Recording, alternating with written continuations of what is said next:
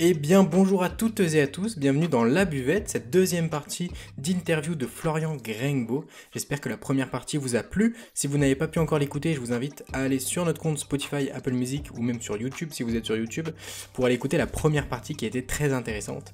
Et je laisse maintenant Hugo et Florian continuer cette interview.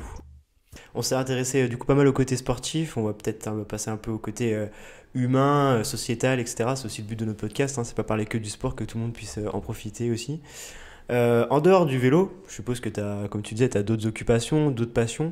Qu'est-ce que tu fais en gros? Comment ça se passe une journée type chez toi? Comment tu t'organises en dehors justement des phases d'entraînement? Tu as un peu de temps libre, je suppose. Comment ça se passe? Ouais, en tant que sportif, on a pas mal de temps libre, dans le sens où en fait notre travail il est concentré sur quelques heures d'entraînement. Donc entre guillemets, moi je m'entraîne 2 fois par jour, donc sur des séances de 2 heures, 2 heures et demie. Donc ça fait 5 heures d'entraînement par jour. Donc c'est vrai que le reste de la journée, on a entre guillemets du temps libre, mais souvent on l'optimise pour de la récupération et en fait bien faire les choses, hein, pas se dépêcher ou des conneries comme ça pour tomber dans les escaliers comme je l'ai fait.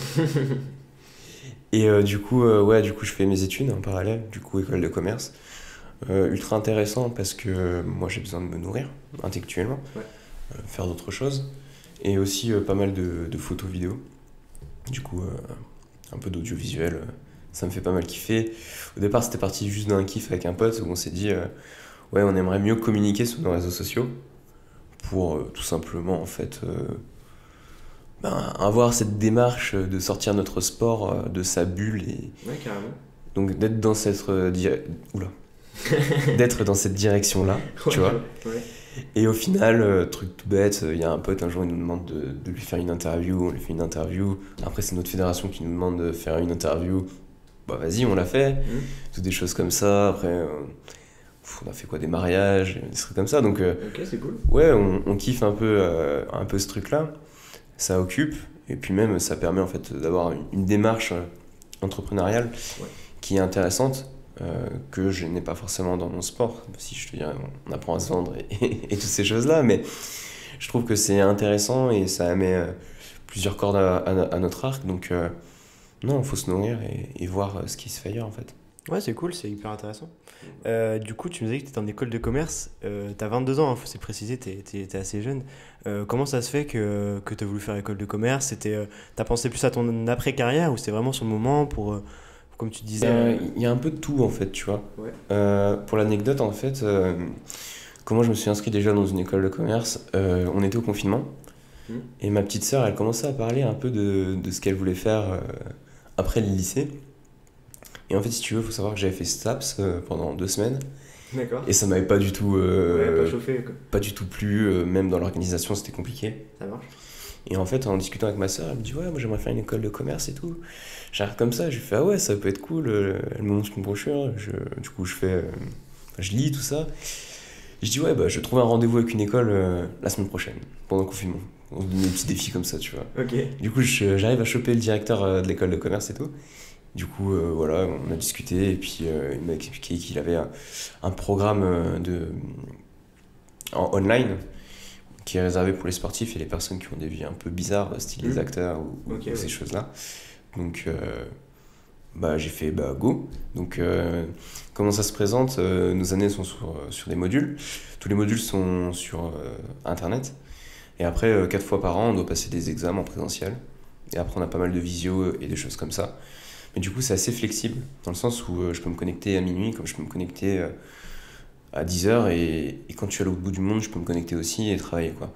Donc c'est vrai que la forme était très intéressante par rapport à ça, pour en fait, pouvoir en fait, s'adapter à mon planning et comment je vis, en fait, tout simplement. Parce que du coup, ouais, t'es originaire de Bourg-en-Bresse, du coup, dans l'Ain, et t'as déménagé, du coup, je suppose. Ouais, j'ai déménagé, là je viens de prendre un appart du coup à côté de Versailles, donc à Montigny-le-Bretonneux exactement. Ok. Parce que du coup, l'école est à côté aussi, ou comment ça Alors se moi passe? mon campus, c'est un petit, un petit hic. Mon campus moi il est à Nice. Ah oui, ok. Donc ouais, non, on fait tout online, mais je suis rattaché au campus de Nice. Après, Ok. c'est vrai que quand on passe nos examens, on a un campus à Lille et un campus à Paris. Ah, ça va. Donc Du coup, tu peux te déplacer à Paris. Ouais, on peut aller Ouais, à ça reste Paris. assez dans un périmètre assez Ouais, réduit. non, non, ça va, ça va. Ok, ok, top. Du coup, t'es en quelle année là pour situer? Là, je viens de finir ma première année. Ok. J'ai un peu traîné là Wow. avec le poste olympique et Ah tout. bah si, t'as pas que ça à faire, on va dire. Tu m'étonnes, il y a des grosses échéances qui arrivent juste après. Bah nous, comme on a déjà dit dans le podcast aussi, on est originaire du coup de Bourg-en-Bresse, hein. Il y a un bon club de basket là-bas. Je t'ai vu déjà 2-3 fois en train de faire des photos à Equinox. Du coup, est-ce que tu vends un peu ces prestations? Comment ça se passe? Tu fais ça pour le plaisir? T'as des réseaux? Un site internet où tu postes tout ça? Non, c'est purement un kiff. Je trouve en plus là-bas cette salle et puis l'ambiance du basket, je la trouve enfin, j'adore aller venir parce que l'ambiance qui est créée là-bas, je la trouve folle en fait.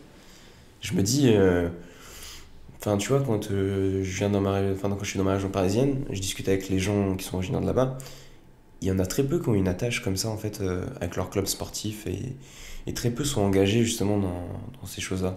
Tu viens ici, tu parles dans la rue, tu demandes à quelqu'un qui connaît la JL, il va te dire bah oui, et s'il allait voir un match, t'es sûr qu'il est déjà allé voir un match. Donc cette ambiance est folle, puis les lumières et tout, ça rend trop bien. Donc ouais, je vends de la presta photo. Après, je sais qu'avec la JL, c'est plus je fais mon kiff et on fait 2-3 échanges sur les réseaux, donc non, c'est top.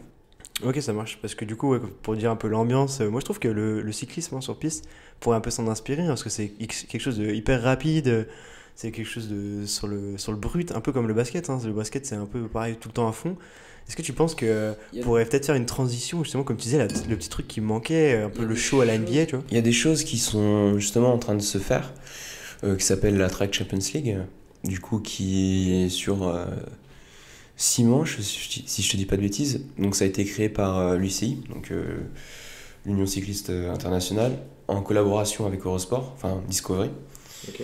Et du coup, ils font des programmes de courses sur 2 jours, 1 ou 2 jours, si je te dis pas de bêtises, ouais, ça dépend des dates.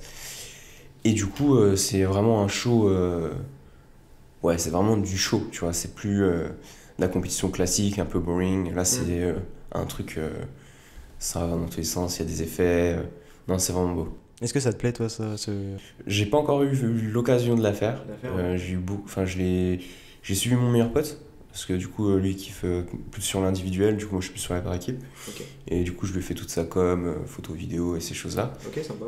Et du coup le suivre sur des compétitions comme ça a été ultra intéressant parce que même moi pour mon sport c'est des choses que j'avais jamais vues et ça envoie du lourd. Et ouais, tu penses que ça peut être intéressant dans l'avenir pour Ouais, développer intéressant, l'image, ouais. justement, du... Même moi si je continue plus tard après les jeux, ce serait vraiment dans cette optique de justement intégrer la Track Champions League et tout simplement kiffer.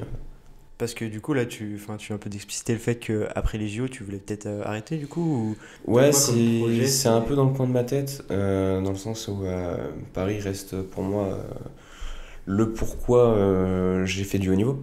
Donc j'aimerais aussi pouvoir me consacrer à d'autres choses, notamment plus par rapport à mes études. J'aimerais bien reprendre, parce que là je fais un bachelor, et du coup derrière j'aimerais bien en fait faire un master, mais sur un truc finance ou un truc du genre. Donc ça veut dire vraiment reprendre les cours réellement, dans le sens où me consacrer à 200% là-dedans. Donc il y a ça qui me trotte dans la tête. Après, il y a aussi, c'est bête, hein, mais l'aspect financier. Dans le sens où, tu vois, on n'est pas un sport ultra rémunérateur. Donc c'est quand même... j'ai pas envie de me retrouver à 30 ans en arrêtant mon sport en me disant... en fait, je repars de zéro, Tu vois, il y a aussi un peu ce côté-là. Je discutais avec... en gros, j'ai de la chance, je suis en contrat avec Adecco. D'accord. Et Adecco me met à dispo du mentorat. Donc c'est une grosse boîte, donc il y a des gens ultra qualifiés et des choses comme ça. Du coup, ça fait plaisir de pouvoir discuter avec des top level au niveau de leur job, quoi. Et je disais, je fais, putain, ouais, moi... je sais pas quoi faire après les jeux parce que j'ai peur que ce soit trop tard, à 32 ans.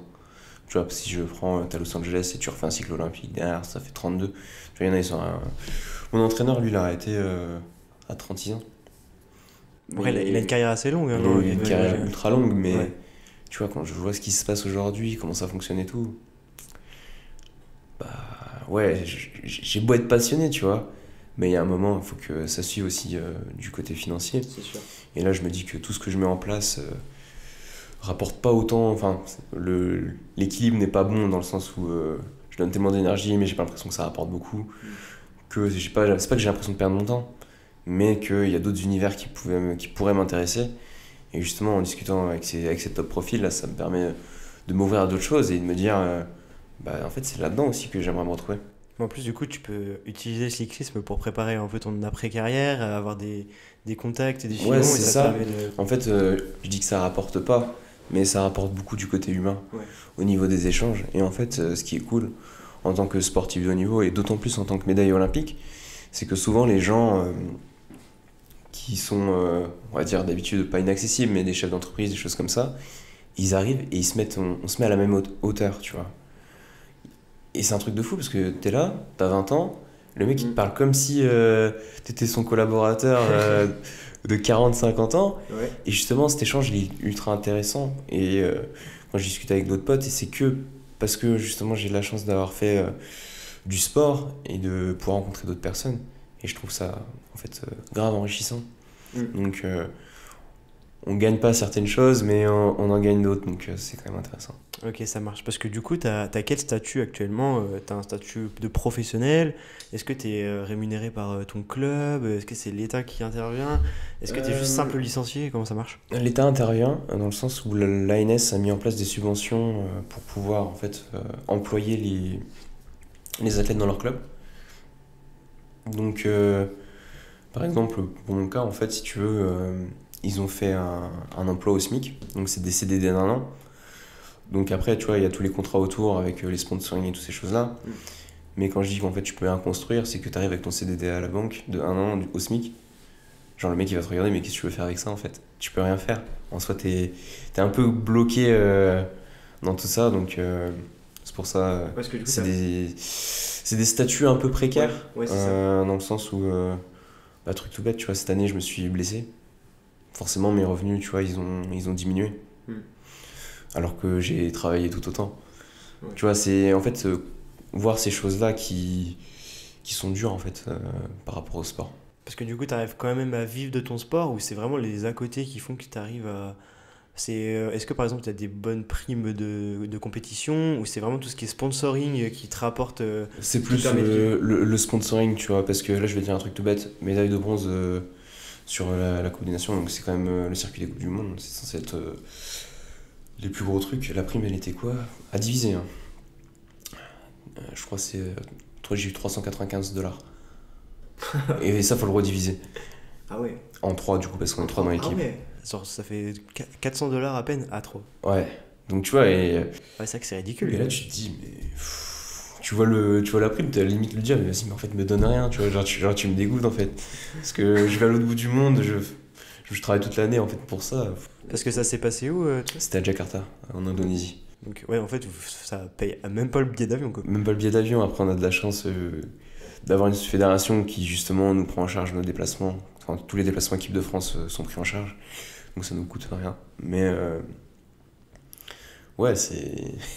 Comme quoi, il y a des côtés, les backstage sont pas forcément ce qu'on pense, et c'est qu'il des trucs comme ça. y a des sports, on a beau exceller dans cette discipline, on n'arrive même pas à en vivre, quoi. Moi, je trouve ça fou quand même. Par rapport à des sportifs qui gagnent des milliers, des millions, c'est vrai que c'est... Comment par exemple, quand on te dit ça te fait pas chier qu'un footballeur ou un basketteur il gagne des millions d'euros et que toi, à côté, t'as beau faire des médailles olympiques, c'est la galère, quoi. Ouais, mais ça, c'est tout un débat, dans le sens où c'est normal, dans le sens où eux, ils font des sports qui sont médiatisés, il y a une vraie entreprise derrière.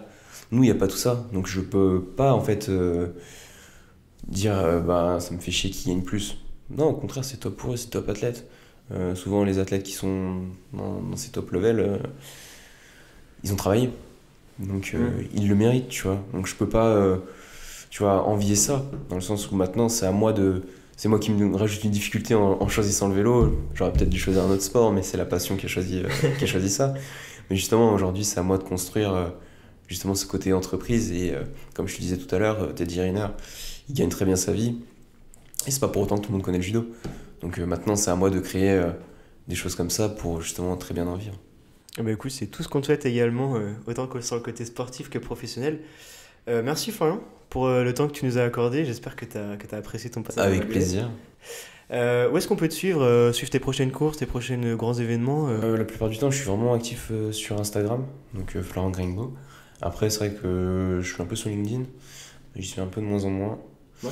Mais ouais, vraiment sur Instagram. Eh ben écoutez pas, n'hésitez pas à aller follow Florian sur Instagram et LinkedIn du coup. Pareil pour nous, pour la buvette, hein, on est présent sur Instagram, TikTok et bientôt, bientôt, on est sur YouTube maintenant aussi, YouTube Short, vous pourrez retrouver les podcasts dessus. Le site internet, labuvettepodcast.fr. Merci à tous, à très bientôt dans un nouvel épisode et surtout n'oubliez pas, la vie est un sport, buvons-la sous tous ses angles.